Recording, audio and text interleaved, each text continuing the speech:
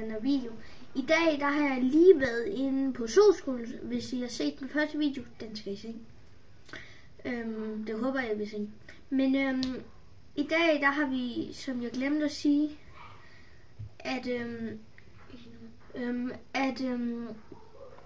før i videoen, at der skete nogle ting.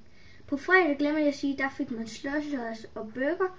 Og til at starte med, fik man en pose med nogle ting i. Og de ting, den første er Hybarabamsen.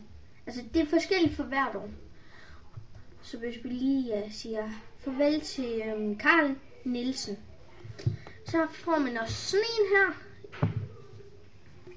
Ja, låget tror jeg ikke med.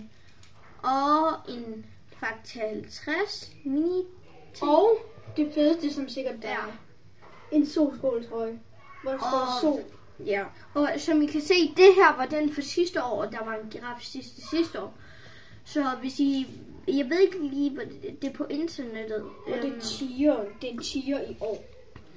Og jeg er ikke på solskole. Han er ikke på solskole, men han er bare en virkelig god ven. Ja, og det er jo bedre end solskole.